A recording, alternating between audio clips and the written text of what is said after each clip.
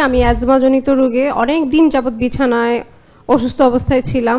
অনেক ডক্টর, ঢাকা শহরে অনেক নামি দামি অনেক ডক্টর দেখিয়েছি।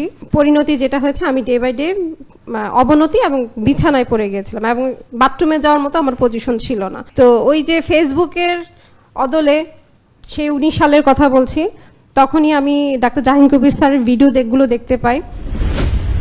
যে এই মেয়েটা ও এমন অবস্থা হয়েছে যে কি বলবো, এত খারাপ অবস্থা যে ও প্যাম্পার্স পরে রাখতে হতো, ওর হাজবেন্ড এসে ওর প্যাম্পার্স পরিষ্কার করে তো বিছানায় শুয়ে গেছিল। তুমি একটু সংক্ষেপে বলো, যেহেতু চেনে না অনেকে, যে নতুন আসছে। আসসালামু আলাইকুম। ওয়ালাইকুম আসসালাম। অনলাইন থেকে যারা দেখছেন, আমার জন্য একটা শেয়ার। আবার আপনারা না তো যেটা বলছিলাম, আপনারা অনেকবারও শুনেছেন, যারা শুনেননি আমি বলি, আমি অ্যাজমাজনিত রোগে অনেক দিন যাবত বিছানায় অসুস্থ অবস্থায় ছিলাম।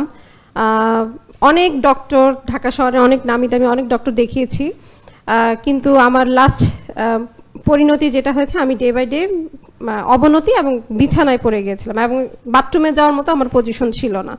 তো ওই যে ফেসবুকের অদলে, সে 19 সালের কথা বলছি, তখনই আমি ডাক্তার জাহিন কবির স্যারের ভিডিওগুলো দেখতে পাই। এক দুইটা ভিডিও দেখে দেখে আমার কাছে মনে হচ্ছিল যে ওনার কথাগুলো শোনা উচিত। তো এইভাবে করে করে ওনার প্রথম কথা ছিল যে লাইফস্টাইল, বিভিন্ন রোগের যে কারণগুলো, আমাদের কারণগুলো বডিতে যে আমরা বাসা বাঁধছি, সেটা কিসের কারণে? খাবারের কারণে বেশি, মানে যে খাবারগুলোতে আমাদের বডিতে ইনফ্লামেশন তৈরি করে। তো এই ইনফ্লামেশনের জন্যই ইনফ্লামেটিক খাবার দরকার। তো আগে জরুরি কোন খাবারগুলো আমাদের জীবন থেকে বাদ দিতে হবে, যেমন সয়াবিন তেল, প্রিজারভেটিভ, বাজে খাবার, মৃত খাবার। এই কথাগুলো স্যার যখন বলতেন, তখন আমার মনে হয়েছিল যে না, আগে আমার এইভাবে আগে পালন করতে হবে। তো ধীরে ধীরে এইভাবে পালন করে আল্লাহর রহমতে ওজন যেমন কমেছে, আমার গাইনি প্রবলেম ছিল সেটাও আমার সলভ হয়েছে, সাথে সাথে আমি অ্যাজমা মুক্ত হয়েছি। তো আলহামদুলিল্লাহ, এই গাইডলাইনে এসে শুধু আমি সুস্থ হয়েছি তা আমি বলবো না, এই লাইফস্টাইল আমাকে অনেক কিছু দিয়েছে। যেমন এই লাইফস্টাইল আমাকে স্বপ্ন দেখতে শিখিয়েছে। যেমন আমি একটা সাধারণ 4 দেয়ালের মানে কি বলবো, হাউসওয়াইফ থেকে, গৃহিণী থেকে আমি আজকে সার্টিফাইড ফিটনেস ট্রেনার হয়েছি। আমাকে এই স্বপ্ন দেখাতেও, বাস্তবায়ন করতে এই লাইফস্টাইল অনেকখানি আল্লাহর রহমতে আমাকে দেখিয়েছেন।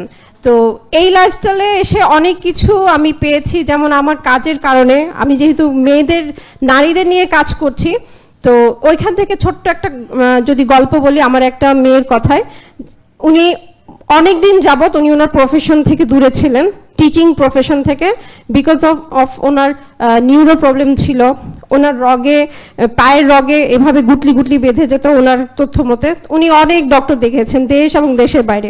তো উনি যখন আমাকে প্রথম বললো যে আপু, আমি আপনার ক্লাসে ভর্তি হতে চাই, আমার এই প্রবলেম, তখন আমি বলছি যে আপু, সর্বপ্রথম বডি অ্যানালাইসিস প্রয়োজন। তার জন্য আপনাকে হেলথ রেভলিউশনে যেতে হবে। আপনি আমার কাছে এক্সারসাইজ করবেন, কোনো সমস্যা নাই। বডি অ্যানালাইসিস মানে কি? শুধু কি এক্সারসাইজ? নো। খাওয়া? না। আরও অনেক কিছু বিষয় আছে, যেমন পুরুষ নারী উভয় ক্ষেত্রে অ্যানালাইসিসটা প্রয়োজন। আরও অনেক রুগীরা আছে, যেমন আমার কাছে, যেমন আমার আরও স্টুডেন্ট আছে, বাচ্চা কাচ্চা হচ্ছে না, এমন আপুরা বলে আমার শুধু একটা বাচ্চা হলেই হবে। এখন আমি আপনাদের কাছে যদি একটা ছোট্ট প্রশ্ন করি, আমরা যখন ধান গাছ লাগাই, আমরা ওইখানে বীজটাকে সিলেক্ট কেন করি? যে একটা পুষ্ট বীজ আর একটা আছে ছিটা, ভিতরে কিছু নাই। তো মানুষের বেলায় তো, মানব দেহের বেলায় তো ভিন্নতা কিছু নাই। তো আমরা শুধু বাচ্চা চাই, বিষয়টা কিন্তু তা না। আমাদেরকে সুস্থতার সাথে নর নারী, শারীরিক, মানসিক এবং তাদের দাম্পত্য জীবন সব কিছু নির্ভর করে একটা বাচ্চার জন্মদানের পিছনে। তো এই জন্য বলবো, বডি অ্যানালাইসিস সবচেয়ে বেশি জরুরি, যেটা নাকি আপনার একজন ডক্টর, আমি এখন এই মুহূর্তে ডক্টর অনিক স্যারের সাথে বসে অনেক পড়াশোনা করে এই মাত্র এলাম। এতক্ষণ রুগীরা এতক্ষণ বুঝাচ্ছে, সেটা কোথাও আপনাকে বুঝাবে না। কারণ আজকে এখন কয়টা বাজতেছে? 11:15। এক একটা রুগীর পিছনে 15 মিনিট, 10 মিনিট, এটা কোথাও দেয় না। আপনি ভিজিট দিয়ে যাচ্ছেন, 5 মিনিটও আপনাকে দেখেন, আপনার কথা শুনে না। বাট এখানে আমরা রুগীদের কথা শুনি, তার ডিটেল, তার বডি অ্যানালাইসিস করি, তার দাম্পত্য রিলেশন, তার সামাজিক অবস্থান, সব কিছু, তার মনের কথা। একটা রুগীর মনের অনেক কথা থাকে, একজন ডক্টরকে যদি তার মনের ভাষাটা সে সম্পূর্ণভাবে বোঝাতে না পারে, একটা ডক্টর তার রোগটা ধরতে পারবে না।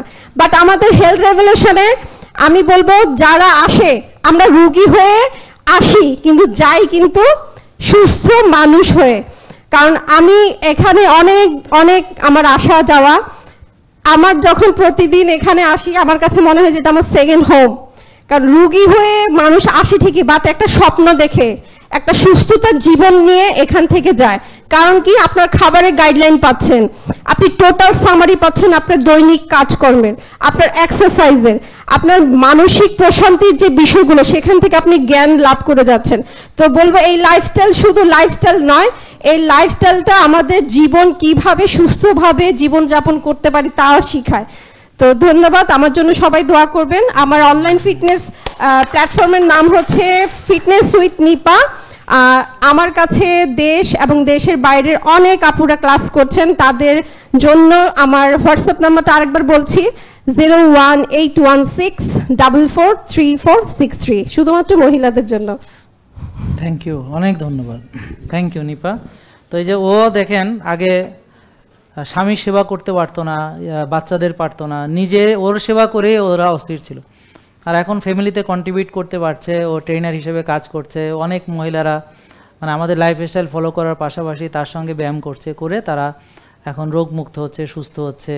অনেকের বাচ্চা হচ্ছিল না, এখন হচ্ছে। তো আবার নিউরোর প্রবলেম ছিল, ওজনের প্রবলেম ছিল, পিসিওএসের প্রবলেম ছিল, এগুলো থাকবে না, ভালো হয়ে যাবে ইনশাল্লাহ। তো নিয়ম মানলে সবই ভালো হবে। তবে এখানে বিষয়টা হলো যে এখন আপনি কি সিদ্ধান্ত নেবেন নিজের জন্য। তো দেখেন, ও ছিল বিছানায় পড়া রুগী, আর এখন তার কথাবার্তা আপনারা শুনলেন। তো সে এখন সংসারে কন্ট্রিবিউট করছে এবং বহু মানুষকে সুস্থ হওয়ার জন্য পথ দেখাচ্ছে। এখন তাকে কি দেখে রুগী মনে হয়?